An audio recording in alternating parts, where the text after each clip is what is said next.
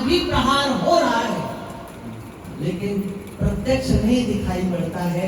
परोक्ष रीति से जब गहराई से चिंतन किया जाएगा तो आज भी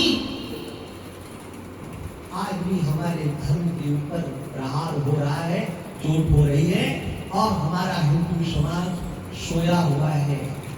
उस समय पर अगर पूज्यपाद प्रातः स्मरणीय सुनाम धर्म सम्राट स्वामी करपात्री जी महाराज नहीं होते तो आज जो हम धर्म की चर्चा थोड़ी बहुत कर लेते हैं वो भी हम नहीं कर पाते। वह एक ऐसा व्यक्तित्व था जिसने उस नास्तिकता, घोर नास्तिकता का प्रतीक कहा जाने वाला, जिसके नाम के आगे पंडित भी लगता था, और उस पंडित शब्द ने हमारे सनातन धर्म का शोषण किया। एक अक्षर में, एक शब्द में हमारा ब्राह्मण समाज भी उसके अनुयायी बन गया, पूरे देश का ब्राह्मण समाज गुलाम बन गया उसका, और उसने जितना ब्राह्मणों का अहित किया उतना किसी ने नहीं किया।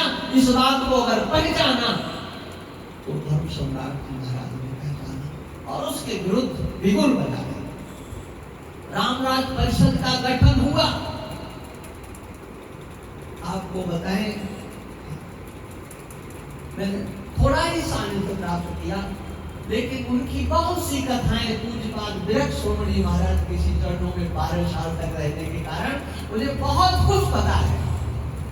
उस समय पर बड़े बड़े पूंजीपति, चाहे वो कलकत्ता के हों, चाहे बम्बई के हों, चाहे मारवाड़ के किसी धरातल के किसी कोने, देश के किसी कोने में रहने वाले हो, धर्म सम्राट स्वामी करपात्री जी महाराज का अनुकरण करने वाले थे।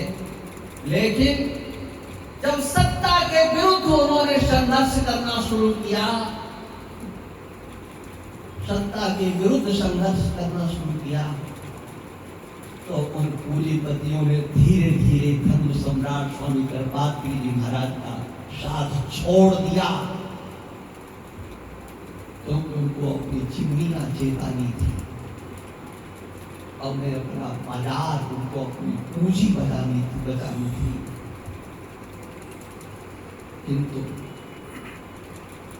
जो आज भी धर्म सम्राट करपात्री जी महाराज का नाम लेकर के जी रहा है, अगर कोई इस देश में केवल दो ही परिवार है, या तो धारू का परिवार है या खेम का परिवार।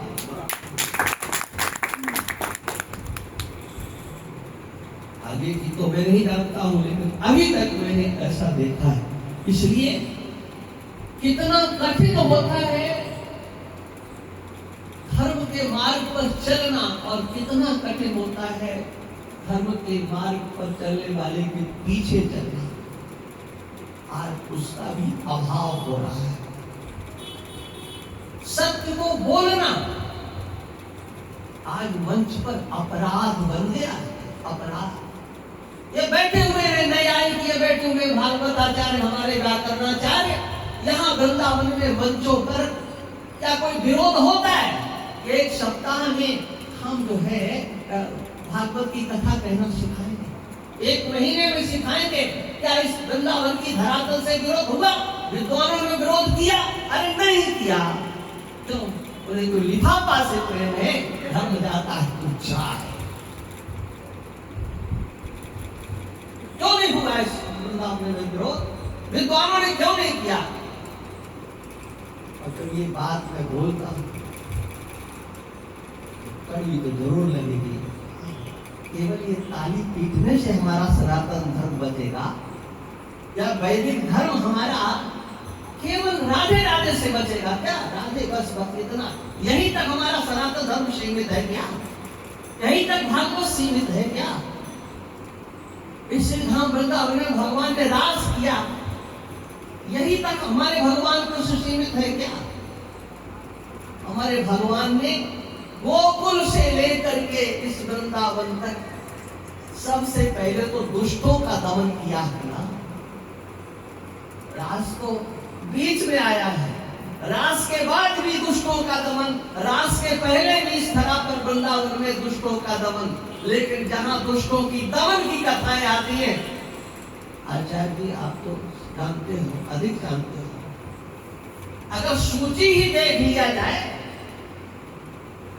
तो कितने भगवान की वीरताओं से भरी हुई बालपन की लीलाएं हैं, लेकिन उन वीरताओं को, लीलाओं को एक कूड़ेदान में जैसे फेंक दिया गया। नाली के बहते हुए नाली में उन कथाओं को फेंक दिया गया हो, ऐसा प्रतीत होता है। केवल बस नचा नचा करके हमारे भगवान कृष्ण को आपने अपने पेट भरने का साधन बना लिया है। एकमात्र सिकुड़ करके रह गया है हमारे भागवत का विषय और हमारे भगवान कृष्ण का नेतृत्व, जो समाज को दिशा दे सकता है। लेकिन नहीं, धर्म के मार्ग पर चलने के लिए बड़ी समस्याओं का सामना करना पड़ता है। और इस परिवार ने, भानु का परिवार ने पूज्यपाद धर्म सम्राट दत्तात्रेय जी महाराज का अनुकरण किया। हैं तो जाने कितने पूंजीपति इस वृंदावन में पड़े हुए, जाने कब से पड़े हुए हैं,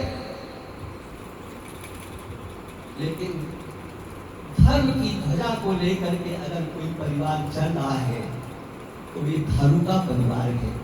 मैं इन सबका धन्यवाद करता हूँ जो इस परंपरा का निर्वाह करते हैं, अपनी पूंजी का सदुपयोग कर रहे हैं, इसी प्रकार से करते रहे।